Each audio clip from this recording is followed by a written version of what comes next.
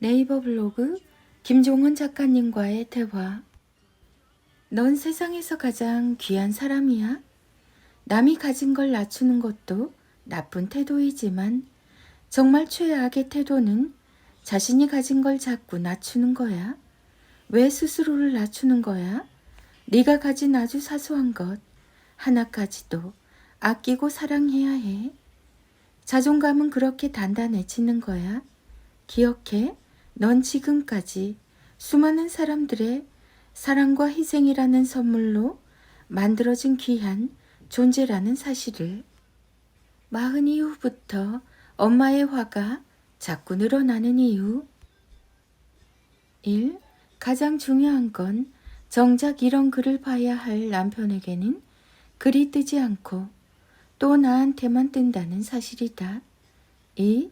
딱히 화낼 일도 아닌데 남편이 집안 곳곳에 양말을 벗어놓기만 해도 화가 치밀어 오른다. 3. 가끔 아이가 어렸을 때 더 잘해주지 못한 게 생각나서 후회로 인한 자책감이 밀려온다. 4. 40이 지나면서 체력은 확 떨어지고 떨어진 체력만큼 마음의 여유도 사라져서 예전에는 그냥 지나갔던 것들도 모두 화낼 근거와 대상이 된다. 5. 뭐가 그렇게 힘든지 늘 피곤해서 무기력한 남편 모습을 볼 때면 꼴보기 싫고 화만 난다. 6. 쉬는 시간도 없이 육아를 하다가 문득 거울에 비친 늙고 엉망인 내 지친 모습을 보면 그냥 너무 억울해서 눈물이 난다. 7. 늘 입으로만 한다고 하지 실제로는 하는 게 아무것도 없는 아들과 남편을 보면 짜증난다. 8. 40이 지나면서 좋은 일이 별로 생기지 않아서 옆에서 작은 소리가 나도 깜짝 놀라고 나쁜 일만 생길 것 같은 불안감이 지속된다. 9. 호르몬 변화로 인한 우울한 마음과 무심한 남편의 모습이 더해져서 매일 화산처럼 분노가 폭발한다. 10. 하루 종일 소파에 누워만 있어도 몸과 정신이 너무 피곤해서 아무것도 하고 싶지 않다. 11. 엄마의 역할은 점점 줄어들고 있는데 앞으로 무엇을 하면서 살아야 할지 아무것도 준비가 되어 있지 않아서 막막하다. 12. 평소에는 차분하고 괜찮지만 신경 쓸 일이 계속해서 일어나면 아이 우는 소리에도 유난히 화가 난다. 말귀를 알아듣지 못하고 오히려 건방진 눈빛으로 바라보며 반항하는 아이를 보면 내 의지력도 한계에 도달한다. 14. 집안일을 하면서 아이 공부도 챙겨야 하는데 흔들리는 내 멘탈까지 잡아야 한다. 15. 입만 열면 바로 싸움으로 이어지는 남편과의 관계는 이미 포기했고 각자 집의 다른 공간에서 혼자 지내며 간혹 카톡으로만 대화를 한다. 갑자기 미친 듯이 화가 날 때가 있습니다. 나도 나 자신에게 놀랄 정도로 상태가 심해서 나중에는 화를 낸 자신과 아이에게도 미안해지죠. 결국에는 감정이 모든 인생을 결정합니다. 40 이후에는 더욱 감정 표현을 잘 해야 합니다. 내가 느끼는 감정을 말로 표현할 때 조금 서툴러서 오해가 생기고 괜한 다툼이 일어납니다. 아이를 대할 때도 마찬가지이지만 부부의 대화에서도 감정을 느끼는 대로 서로에게 말로 표현하는 일은 정말 중요합니다.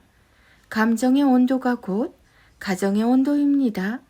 내 감정이 좋아져야 모든 게 좋아집니다. 부모의 감정 어휘력 김종원 작가. 아이에게 선택권을 주면 안 되는 일, 아이에게 선택권을 줘야 하는 일, 아이와 함께 의논해야 할 일. 1. 아이에게 선택권을 주면 안 되는 일, 당연히 해야 하는 일, 공부하는 것, 걸어갈 때 스마트폰 안 보기, 아침에 스스로 일어나기, 인사하기, 몸 청결하게 하기, 세수 양치질 등 잘못한 것에 대한 사과, 각종 정리, 방, 놀던 것, 알림장 숙제 스스로 확인하기, 준비물 챙기기, 좋아하는 운동 만들기, 스스로 한 일에 대해서 책임지기, 집에서 정한 규칙 지키기, 거짓말하지 않기. 2. 아이에게 선택권을 줘야 하는 일, 아이가 스스로 생각해서 하는 일, 일기 쓰기, 단점보다는 장점을 보기, 그날 입을 옷, 예쁘게 말하기, 식당에서 메뉴 선택하기, 혼자 있는 시간에 할 일, 친구와 화해하는 일, 무엇을 하며 놀 것인가, 읽을 책 선택하기, 책을 읽고 느낀 점에 대해서 메모, 그날 하루 일정, 대청소를 할 때의 역할. 3. 아이와 함께 의논해야 할 일, 부모와 의논해서 생각한 후 할 일, 좋은 글 필사하기, 필사가 좀 어려우면 낭독하기, 실수를 용서하는 일, 게임과 스마트폰 사용 시간, 여행 일정 계획하기, 뭐든 가능하다는 생각, 학원 선택하기, 악기 배우기, 선행학습, 식사 준비 함께하기, 경청하기, 때를 쓰지 않기. 이렇게 구분하는 게 중요한 건 공부나 양치질 등 살면서 아이가 당연히 해야 할 일은 다정한 말로 설득하거나 이유를 과도하게 알려주는 게 아닌 단호한 말로 실천해야 한다고 말해야 하기 때문입니다.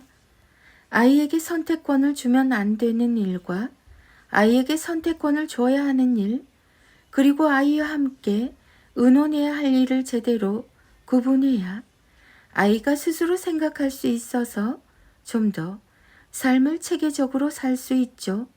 천천히 읽어보며 스스로를 돌아보고 아이와 나누는 하루를 근사하게 구성해 보세요.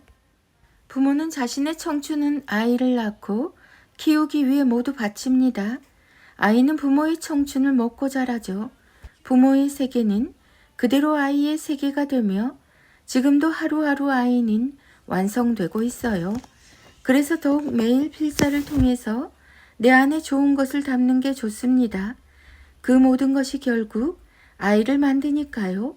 아이와 동시에 필사를 시작하는 게 좋습니다. 아이가 하지 않으려고 하면 엄마 아빠가 먼저 시작하세요. 처음에는 할 수 있을까라고 걱정하지만 부모가 먼저 시작하면 나중에는 아이가 더 적극적으로 합니다. 혼자 시작하면 힘들 수 있습니다. 함께 필사할 네이버 밴드 2개를 소개합니다.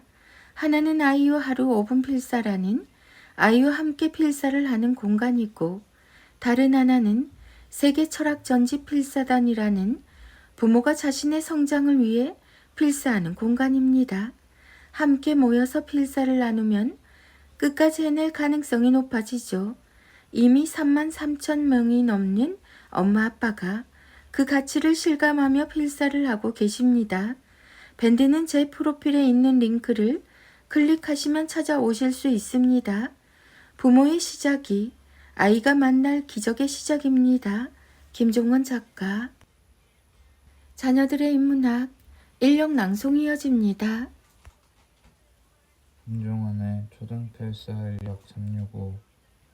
처음에는 내가 습관을 만들지만 나중에는 습관이 나를 만들죠. 내가 더 나은 사람이 될 수 있도록 좋은 행동을 나의 습관으로 만들어야 해요.